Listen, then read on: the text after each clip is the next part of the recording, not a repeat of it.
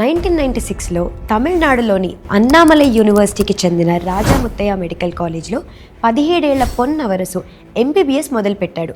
తన first year విద్యార్థి. వాళ్ళ నాన్న ఒక పెద్ద యూనివర్సిటీకి వైస్ ఛాన్సలర్. జీవితంలో ఎన్నో కలలు, ఒక బ్రైట్ ఫ్యూచర్ ఉన్న ఒక అబ్బాయి. అంతా బాగానే ఉంది అనుకునే టైంలో నవంబర్ 6 రాత్రి పొన్నవరసు తన హాస్టల్ రూమ్ నుంచి మాయమైపోయాడు.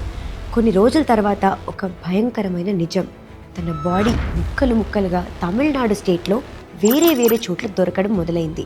అది పాత గొడవల్లో కసితో చేసిన హత్య కాదు, ఎవరి మాటకో అడ్డొచ్చినందుకు కోపంలో చేసిన మర్డర్ కూడా కాదు, అలానే యాక్సిడెంటూ కాదు. కాలేజ్ అనే కుటుంబంలో సొంత ఫ్యామిలీ అనుకునే సీనియర్స్ చేసిన ర్యాగింగ్ అనే సాడిజం. ఆ రోజు జరిగిన దారుణం చూసి దేశం మొత్తం ఉలికిపడింది. దీనివల్ల ఒక కొత్త చట్టాన్ని తీసుకురావాల్సి వచ్చింది, అదే anti ragging law. Welcome to crime report.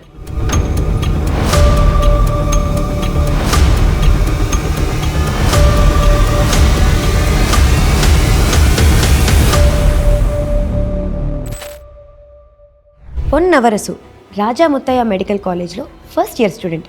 November 6, 1996న తన హాస్టల్ రూమ్లో ఉన్నప్పుడు ఒక సీనియర్ స్టూడెంట్ జాన్ డేవిడ్ తనని కలిశాడు.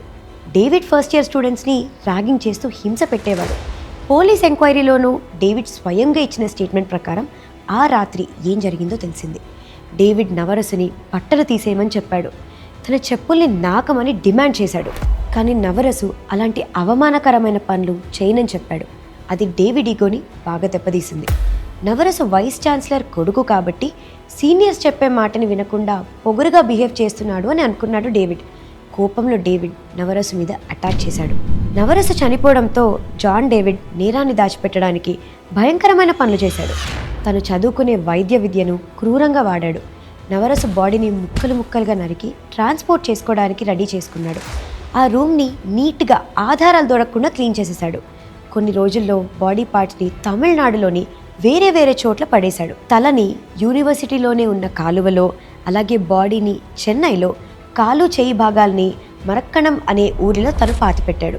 చెన్నైలోని తన ఇంట్లో ఫారెన్ ట్రిప్ నుంచి అప్పుడే తిరిగొచ్చిన నవరసు తండ్రి నవంబర్ 10, 1996న వచ్చే దీపావళి జరుపుకోవడానికి కొడుకింకా రావట్లేదేంటి అని ఎదురు చూస్తున్నాడు. నవంబర్ 9 వరకు నవరసు రాకపోవడంతో ప్రొఫెసర్ పొన్నుస్వామి చెన్నైలోని తన స్నేహితులని అడిగారు. అతను ఎక్కడున్నాడో తెలియకపోవడంతో యూనివర్సిటీకి ఫోన్ చేశాడు. అతని హాస్టల్ రూమ్ లాక్ చేయబడిందని వారికి సమాచారం అందింది. దాన్ని పగలగొట్టినప్పుడు అతని వస్తువులు ఒక చిన్న పెట్టెతో పాటు నేలపై చెల్లాచెదురుగా అన్నీ కనిపించాయి. తండ్రి వెంటనే యూనివర్సిటీకి చేరుకొని నవంబర్ 10, 1996న అన్నామలై నగర్ పోలీసులకి ఫిర్యాదు చేశాడు. దాన్ని క్రైమ్ నెంబర్ 509/1996గా రిజిస్టర్ చేశారు.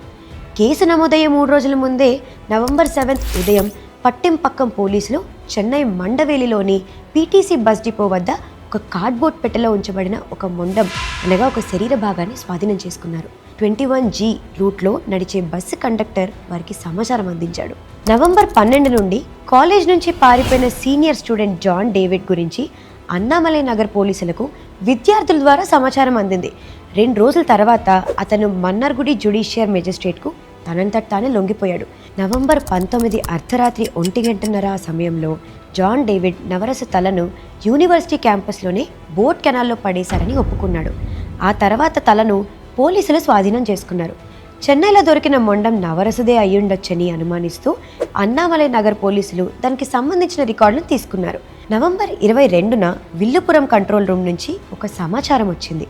విల్లుపురం జిల్లా మరక్కణం దగ్గరున్న కునిమీడు గ్రామంలో సముద్ర తీరం దగ్గర 3 మనిషి ఎముకలు దొరికాయని, పోస్ట్ మార్టం తర్వాత ఫోరెన్సిక్ నిపుణులు ఆ తల, మొండెం మరియు ఎముకలు ఒకే వ్యక్తివని ఖచ్చితంగా నవరసువేనని నిర్ధారించారు. DNA రిపోర్ట్ కూడా వారి నిర్ధారణను నిజమని ధృవీకరించింది.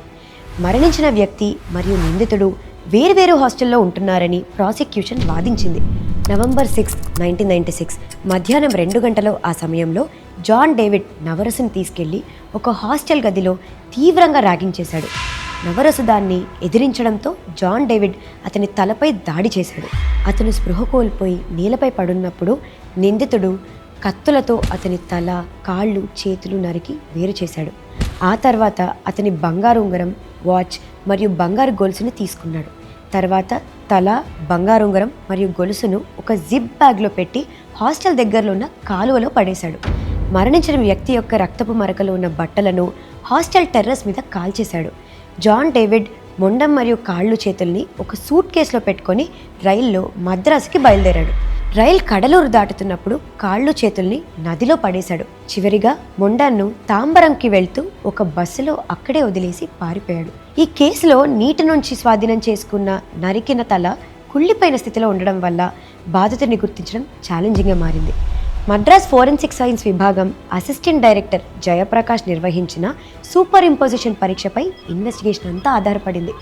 ఆ స్కల్ నవరసదే అని డాక్టర్ జయప్రకాష్ తన సాక్ష్యంలో చెప్పారు. భారతదేశంలో స్కల్ ఫోటో సూపర్ ఇంపోజిషన్ పద్ధతిని తమిళనాడు ఫోరెన్సిక్ సైన్స్ డిపార్ట్మెంట్ మొదటిసారి ఉపయోగించింది. స్కల్ మరియు ముఖంలోని ఆర్గన్ మార్ఫాలజీ ద్వారా అవయవాలను పరిశీలించే విధానాన్ని డాక్టర్ జయప్రకాష్ ఈ కేసులో ఉపయోగించారు. ముఖ్యంగా ఈ కేసులోని స్కల్లో గమనించిన ముక్కు ఎముక పొన్నవరసు ముక్కుతోటి ఎగ్జాక్ట్గా మ్యాచ్ అయింది. మార్చ్ 11, 1998న Cuddalore principal sessions judge SR Singaravelu నిందితుడు నేరం చేయడానికి తగినంత సర్కమ్స్టాన్షియల్ ఎవిడెన్స్ మరియు మోటివ్ ఉందని నిర్ధారించారు. ఈ ఆధారాలతో జాన్ డేవిడ్కు 2 జీవిత ఖైదు శిక్షలు విధించారు. కేసు క్లోజ్ అయిపోయింది అని అందరూ అనుకున్న సమయంలో డేవిడ్ మద్రాస్ హైకోర్టుకి అప్పీల్ పెట్టాడు. 2001 అక్టోబర్ 5న హైకోర్టు అతన్ని సాక్ష్యాలు సరిపోవని నిర్దోషిగా ప్రకటించడం అందరినీ ఆశ్చర్యపరిచింది. ఈ తీర్పుకి ప్రజలు కోపంతో రగిలిపోయారు. అప్పటి తమిళనాడు హోమ్ సెక్రటరీ కూడా ఈ భయంకరమైన కేసులో దోషిని అలా వదిలేయడం తట్టుకోలేకపోతున్నామని చెప్పాడు. మరి జాన్ డేవిడ్ జైలు నుంచి బయటపడ్డాడు. కొంతకాలం తర్వాత అసలు ఏమీ జరగనట్టు బీపీఓలో పనిచేయడం స్టార్ట్ చేశాడు. తమిళనాడు ప్రభుత్వం ఈ తీర్పుని ఎదిరించింది. వెంటనే సుప్రీంకోర్టులో అప్పీల్ చేసింది. కేసు దాదాపు 10 సంవత్సరాలు సుప్రీంకోర్టులోనే నడిచింది. 2011 ఏప్రిల్ 20న సుప్రీంకోర్టు హైకోర్టు తీర్పుని పూర్తిగా కొట్టేసింది. హైకోర్టు ఆధారాలను సరిగ్గా అర్థం చేసుకోకుండా తప్పు తీర్పు ఇచ్చిందని సుప్రీంకోర్టు తీర్పు చెప్పింది. మొదట్లో ట్రయల్ కోర్టు ఇచ్చిన శిక్షను తిరిగి వేసింది. 2 జీవిత ఖైదులను ఒకేసారి అనుభవించాలని సవరించింది. 10 ఏళ్లుగా స్వేచ్ఛగా తిరుగుతున్న జాన్ డేవిడ్ని వెంటనే లొంగిపోయి జైలు శిక్ష అనుభవించాలని కోర్టు ఆదేశించింది. అయితే 2 జీవిత ఖైదీలను విడివిడిగా కాకుండా ఒకేసారి అనుభవించేలా తీర్పుని మార్చారు. కొన్ని రోజుల తర్వాత జాన్ డేవిడ్ పోలీసులకి లొంగిపోయి తిరిగి జైలుకి వెళ్ళాడు. ఏప్రిల్ 20, 2011న సుప్రీంకోర్టు జాన్ డేవిడ్ యొక్క డబుల్ ఇంప్రిజన్మెంట్ని నిర్ధారించిన తర్వాత అతను ఆ మర్డర్ కోసం వరుస జీవిత ఖైదీలను అనుభవించడం ప్రారంభించాడు. ప్రీమెచ్యూర్ రిలీజ్ కోసం డేవిడ్ చేసిన పిటిషన్ని అనేకసార్లు రిజెక్ట్ చేశారు. అతను పూర్తిగా మారాడనే వాదనలు మరియు జైల్లో గడిపిన కాలాన్ని పరిగణలోకి తీసుకోకుండా మార్చ్ 16, 2022న మద్రాస్ హైకోర్టు అతన్ని పిటిషన్ను కొట్టివేసి పాత జడ్జిమెంటే కరెక్ట్ అని చెప్పింది. అంతకుముందు 2018లో రాష్ట్ర ప్రభుత్వ ఆర్డర్స్ని పక్కన పెట్టి గవర్నర్ అతని విడుదలను నిరాకరించారు. ఇన్వెస్టిగేషన్లో జరిగిన లోపాలని ఎత్తి చూపుతూ డేవిడ్ తల్లి టి ఎస్తర్ ఒక పిటిషన్ను కోర్టులో వేశారు. అక్టోబర్ 2024లో డేవిడ్కు మద్రాస్ హైకోర్టు ఇంటరిమ్ బెయిల్ మంజూరు చేసింది. అతని ప్రీమెచ్యూర్ రిలీజ్ని కూడా గవర్నర్ నిరాకరించిన నిర్ణయాన్ని రీకన్సిడర్ చేయాలని కోర్టు ఆదేశించింది. పొన్నవరసు హత్య భారతదేశంలోనే ఒక మలుపు. ర్యాగింగ్ అనే పేరుతో విద్యా సంస్థల్లో జరుగుతున్న భయంకర దుర్వినియోగాన్ని దేశం మొత్తం గమనించింది. ఈ కేసు వల్ల 1997లో తమిళనాడు ప్రభుత్వం ప్రొహిబిషన్ ఆఫ్ ర్యాగింగ్ చట్టాన్ని ప్రవేశపెట్టింది. ఇది దేశంలోనే మొదటి యాంటీ ర్యాగింగ్ చట్టం. జైలు శిక్ష, ఫైన్స్, కాలేజ్ నుంచి బహిష్కరణ లాంటి కఠిన శిక్షలు పెట్టబడ్డాయి. ఇది తర్వాత ఇతర రాష్ట్రాలలో కూడా మోడల్ చట్టంగా మారింది. ఏ స్టూడెంట్ మళ్ళీ ఇటువంటి సిచ్యువేషన్లో పడకూడదు అని నవరస తల్లిదండ్రులు ఆయన పేరుతో ఒక యాంటీ ర్యాగింగ్ సంస్థను మొదలుపెట్టారు. పొన్నవరసు కథ ఒక యంగ్ స్టూడెంట్ జీవితం ర్యాగింగ్ చేస్తున్న సీనియర్ చేతుల్లో ఎండయ్యే ట్రాజిక్ స్టోరీ మాత్రమే కాదు, ఇది న్యాయం కోసం 2 దశాబ్దాలు పోరాడిన ఒక కుటుంబం, ఒక రాష్ట్రం కథ కూడా. మరిన్ని రియల్ టైమ్ క్రైమ్ స్టోరీస్ కోసం చూస్తూనే ఉండండి క్రైమ్ రిపోర్ట్.